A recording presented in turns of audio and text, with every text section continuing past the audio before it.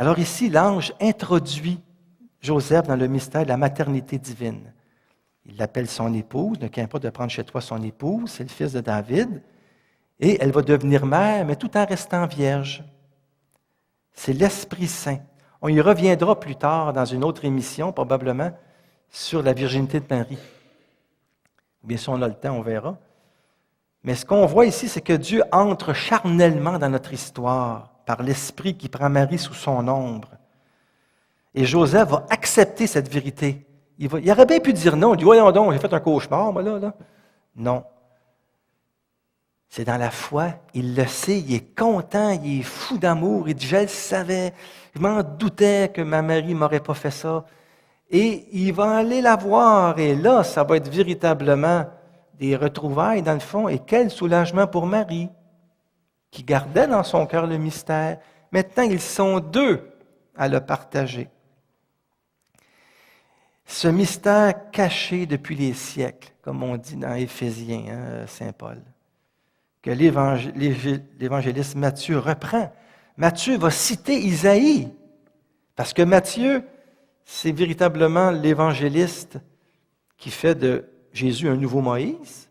D'ailleurs, Jésus va être en Égypte aussi comme Moïse. Mais, en même temps, il montre que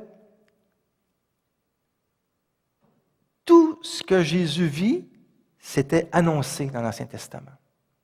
Et ici, Matthieu 1, 23, donc tout de suite après l'annonciation de l'ange, il va dire, « Voici que la Vierge concevra et elle mettra au monde un fils, auquel on donnera le nom d'Emmanuel, c'est-à-dire Dieu avec nous. » C'est Noël, mes amis, c'est Noël. Et ça avait été annoncé. La Vierge mettra au monde un fils. À chaque Noël, nous célébrons ça. Et à chaque Noël, notre bon Joseph est dans la crèche aussi. Alors Joseph ne fera pas obstacle au projet de Dieu, même s'il peut se sentir imparfait. Le mystère le dépasse. Qu'est-ce qu'il va faire, Joseph? Eh bien, il fait un acte de foi. Tout est dans la foi. C'est dans la foi que nous rencontrons Dieu. C'est dans la foi que nous le touchons. C'est par la foi que Dieu se révèle à nous. Et la foi, c'est un acte libre. C'est à toi de le faire ou non. Joseph le fait, lui. Il prend chez lui Marie, la mère du Messie, pour vivre avec elle la vie commune. Et son cœur va être marqué à jamais de cette expérience-là avec Marie. Alors, cette foi commune au projet de Dieu va vraiment souder Marie et Joseph dans une même union de cœur, un mariage unique dans le fond et dans une même mission. Dieu n'est pas un rival pour eux, c'est un partenaire. Ils sont vraiment dans une nouvelle création et ils vont découvrir l'ampleur de leur rôle dans le projet de Dieu. Et ce petit garçon-là qui va s'érafler les genoux en marchant, qui demande le sein de Marie, qu'il faut quand même lui montrer comment clouer un clou sans qu'il se tape ses doigts, eh bien, c'est Dieu. On y croit ou on n'y croit pas, hein? C'est le mystère de l'incarnation. Dieu fait homme, qui a chaussé nos souliers, qui a grandi comme nous et qui est mort sur la croix par amour, tellement Dieu que c'est le seul qui est ressuscité. Et la résurrection, tout est là. Saint Paul le dit, si le Christ n'est pas ressuscité, vaine est ma foi. C'est beau, c'est un beau conte ou c'est une belle histoire, mais ça reste là. Non, ça ne reste pas là. Tout commence au matin de Pâques. Mais ce fils-là, c'est Joseph et Marie qui l'ont porté. C'est Joseph et Marie qui l'ont fait grandir. C'est Joseph et Marie qui l'ont aidé dans sa conscience aussi, qui l'ont aidé à prier, qui lui ont appris les psaumes. On y reviendra dans la vie cachée. Alors, Marie-Joseph découvre vraiment, justement, l'ampleur.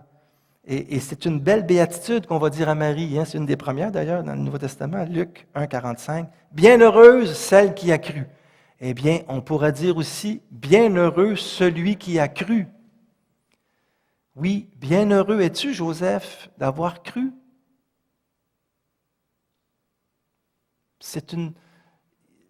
la bénédiction de la foi, mes amis, c'est la béatitude première. Bienheureux ceux qui croient sans avoir vu.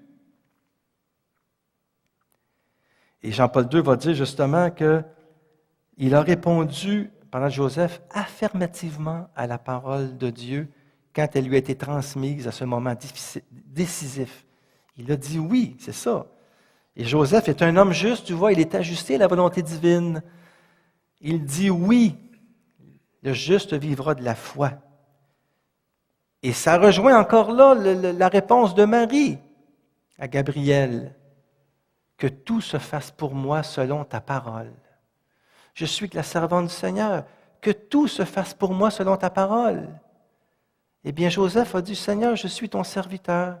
Que tout se fasse pour moi selon ta parole. Et dans nos vies, on est appelé à dire ça aussi.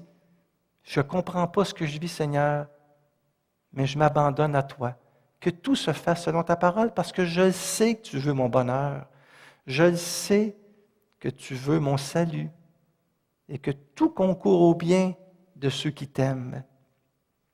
Alors mon Joseph va s'abandonner en toute confiance dans le vouloir de Dieu. Et c'est un homme juste, mais sa justice n'est pas comme les scribes et les pharisiens. Les pharisiens que Jésus va dénoncer, la justice qui est faite d'hypocrisie. Certains pharisiens, pas tous, parce que les pharisiens, il y avait du très bon monde là-dedans. C'était des hommes de prière aussi. Mais souvent, ils mettaient la loi et les préceptes avant tout. Puis ils jugeaient les autres, puis ils étaient hypocrites parce qu'ils ne vivaient pas eux autres mêmes ce qu'ils prescrivaient aux autres. Et ces pharisiens-là aussi, il y a des abus de pouvoir au temple.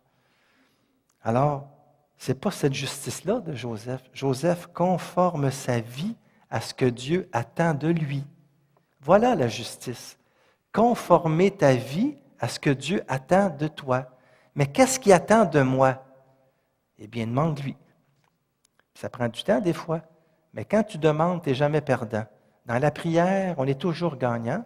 Il n'y a aucune prière qui se perd.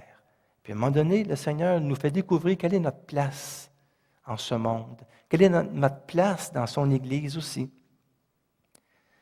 Alors Dieu va lui donner les grâces nécessaires pour remplir sa mission à Joseph. Comme il le donne pour nous aussi, comme il l'a fait pour Marie. Il faut y croire, hein? Ces deux enfants-là d'Abraham, là, Marie et Joseph, bien, nous aussi, nous sommes des enfants d'Abraham. Nous aussi, nous sommes un peu appelés comme Marie et Joseph, à suivre Jésus, à l'aimer, à le faire connaître, à le contempler, à écouter sa parole. C'est ça qu'on a à faire, nous autres aussi. C'est un beau pèlerinage de foi, ça, cette aventure de la foi. C'est un pèlerinage. Et Marie va le poursuivre jusqu'au bout, jusqu'à la croix. Et elle va accompagner l'Église naissante à la Pentecôte. Il ne me reste pas beaucoup de temps, mais je vais commencer quand même une autre caractéristique de Joseph que j'aime bien, c'est un autre chapitre de mon livre, c'est l'humble serviteur du Seigneur. Alors ça, c'est intéressant aussi parce que notre Joseph, avec Marie, si Marie est la servante, Joseph c'est le serviteur, mais pas un serviteur un serviteur intelligent, là, vous savez, qui lit la parole, qui essaie de la comprendre, puis qui veut vivre ce que le Christ vit. Et c'est pour ça que c'est la grande aventure de l'incarnation. Et c'est là que je pense, je vais avoir le temps, on va essayer de faire ça en quelques minutes, de vous parler de la virginité de Marie. Parce que pour les Juifs, la fécondité, c'est primordial. La virginité, ça n'existait pas. Puis là, dans Matthieu, on dit « Il n'eut pas de rapport avec elle, elle enfanta un fils auquel elle donna le nom de Jésus. » C'est clair, elle n'a pas de rapport avec elle. Alors, on écoute la parole ou on ne l'écoute pas.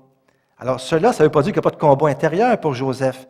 Connaître sa femme en langage biblique, c'est vraiment faire l'amour, c'est-à-dire avoir une relation génitale avec elle. Connaître, c'est aussi intime que ça. Alors, nous sommes ici dans une nouvelle création. L'Église va parler de la virginité perpétuelle de Marie. Marie va rester vierge toute sa vie, puis elle est mère. Bon, ce n'est pas un fantasme, ce n'est pas un mythe. Il y a quelque chose de plus profond que ça. Et la parole, elle est très, très discrète là-dessus, mais ce qu'elle dit, c'est assez. Et je pense que moi, ici, c'est que nous sommes dans la nouvelle création. Il y a eu Adam et Ève, ou bien, en fin de compte, les premiers. Vous savez comme moi que c'est quand même une représentation des premiers parents. Ce n'était pas nécessairement comme ça, l'évolution, tout ça, mais il y a eu quand même les premiers des hommes, des femmes.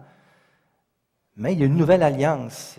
Dieu a conclu une alliance avec Abraham, les prophètes, mais il y a une nouvelle alliance, là. Et la nouvelle alliance, eh bien, c'est avec Marie et Joseph. Et cette nouvelle alliance-là, c'est Dieu qui fait la nouvelle création. Il a le droit, lui, comme Père, de mettre au monde son Fils par l'action de l'Esprit Saint, sans nécessairement que ça passe par les voies normales. Marie, par contre, elle a eu un accouchement. Peut-être ça a été douloureux, on ne sait pas. Elle l'a bien eu, Marie. Écoute, Jésus, ce n'est pas un extraterrestre, là. Mais elle va demeurer vierge, Marie. C'est ce que l'Église nous propose, la tradition aussi. Alors, c'est sûr que ce n'est pas l'essentiel de la foi. L'essentiel de la foi, c'est la résurrection. Mais il reste quand même que dans les textes, c'est assez fort pour que nous puissions aussi y croire. Marie va devenir mère sans perdre son intégrité virginale. Puis Jean-Paul II va dire justement que dans le sein de Marie, c'est le premier tabernacle de Dieu. Le Fils du Père devient par l'Esprit Saint et le oui de Marie, le Fils de Marie. Le Verbe se fait chair en Marie. Il est la demeure de Dieu parmi les hommes. Alors Dieu, il a le droit, lui, justement, de féconder Marie par l'Esprit Saint qui est son souffle. Le souffle qui, justement, va pénétrer Marie, d'une certaine manière, pour que Marie enfante, que Jésus se développe dans son sein, qu'il vive 9 mois dans ce premier tabernacle et qu'elle mette au monde, on verra dans quelles circonstances, la prochaine émission, à Bethléem. Mais il y a un mystère qui est là, qu'il faut respecter et que moi, j'aime bien de voir que Dieu, ici, crée quelque chose de nouveau et la naissance de Jésus appartient dans l'ordre de la nouvelle création. Donc, c'est quelque chose de nouveau qui ne se répète pas. Joseph va respecter le don total et libre de son épouse. Ça demande pour lui une grande foi. Il y a une chasteté à vivre là, qui est unique aussi, mais il y a tellement une unité des âmes dans ce couple-là que ça transcende les corps. Ça ne veut pas dire qu'ils n'ont pas des gestes d'affection et tout ça, mais ça inaugure un nouveau testament. Ça inaugure une nouvelle alliance. Et leur amour mutuel va traduire à la perfection cette alliance de Dieu. Et c'est ça, je pense, qu'il faut voir de beau avec Marie et Joseph, c'est que c'est la grande aventure de l'incarnation.